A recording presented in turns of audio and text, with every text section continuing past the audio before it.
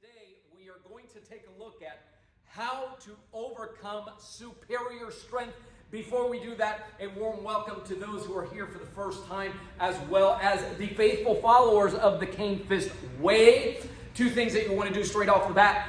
Hit that subscribe button and the little bell icon so that you don't miss out on any future content. And right now, go ahead and write down this number. You want to text the letters CCC, which stand for Cane Clarity Call. Text that to 305-745-7839. A no-cost call that will bring clarity to the process of getting cane trained. Not to mention, answer all your questions regarding anything related to the cane culture, and that includes canes themselves and, of course, the real equalizer, which is cane training. Without a doubt, caners discovering the power of the cane, coming to it because it creates tools, create leverage. And so we often are asked, how do you deal with this opponent who is younger, stronger, faster? Well, straight off the bat, just assume automatically that they are, train as if they are, and then you're choosing your principles as such. That's already part of ACSD. And so the first thing that we want to understand here, I'm going to give you five components to keep in mind, strategies, if you will, with this cane that will create some leverage when you're dealing with someone who has the advantage of being strong. People tell you all the time, well, strength doesn't matter if he's bigger. Well, that's assuming with this tool, first of all, with any tool, knife, gun, cane, whatever it is, you have a stick, assuming that you're trained with it. Assuming that you're trained with it. If I'm good at what I'm doing here and he's empty-handed, I should have an advantage in the sense that tools create leverage. But beyond that, it all comes down, you will be limited to what you can do with the cane. You're going to do what your training allows you to do.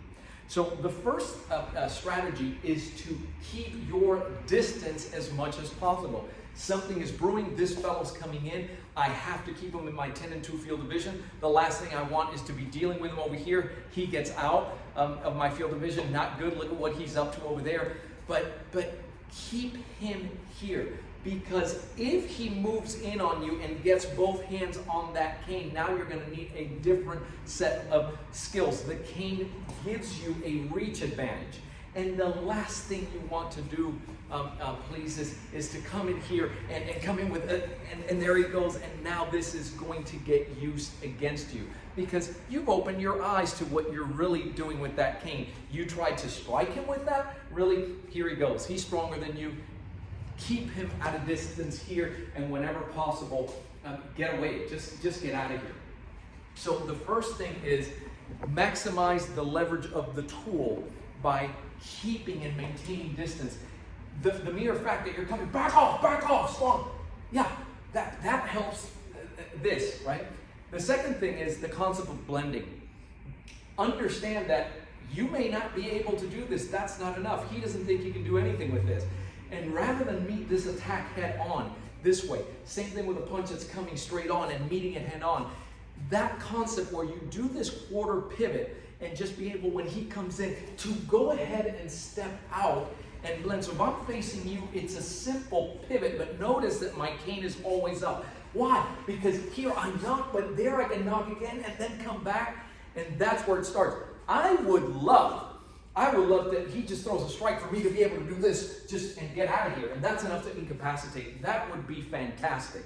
Know that not always can you withstand. What if I have something behind me, right? There's a wall, my back's up against the wall, there's cars, there's vehicles, I can't be going into this power.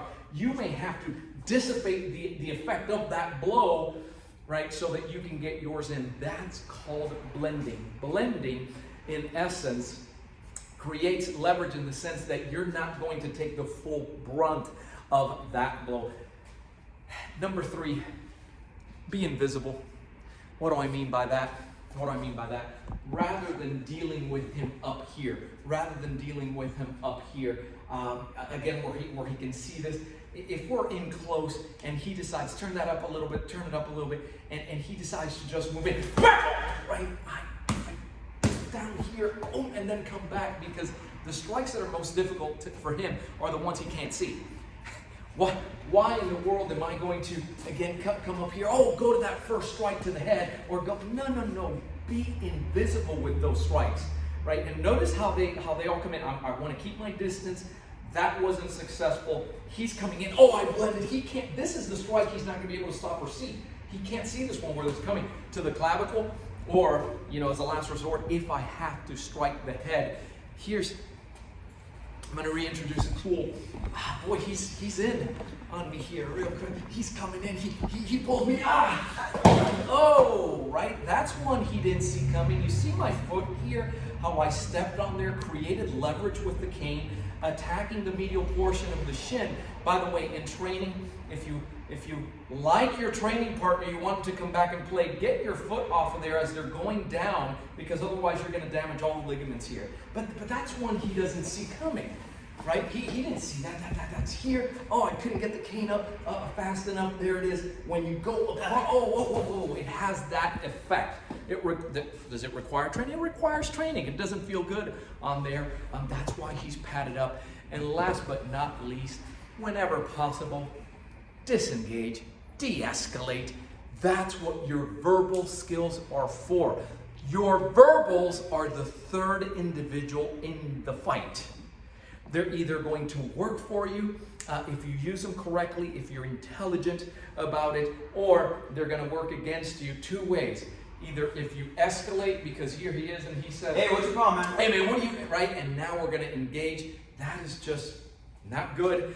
And the other one is if you stay quiet and don't use them. Assertive verbals, not help or anything to that. Back off. That's assertive. That registers in mind. There's so many soft targets out there. Why am I going to choose the crazy one, with the tool coming at me with strong, powerful verbals? Whenever possible, hey, I'm sorry, you're right. I got it wrong this time. But see how I'm creating distance? All 5 of those work together to just take away that strength factor. And of course, it requires training. And there's a method to all of this if you're wondering how to get it done. We get questions all the time. Hey, can you review this? Am I doing this right? Understand that the staff and I cannot help you if we cannot see you. We have a method for this that has been working now for well over a decade. And all you have to do, I invited you, go ahead and text. Let's have a conversation. Throw in that CCC, text it to 305-745-7839. In less than 24 hours, the team will schedule you. We will bring clarity to this process so that you get it done right from the onset. Thank you always for watching. Keep caning and stay safe.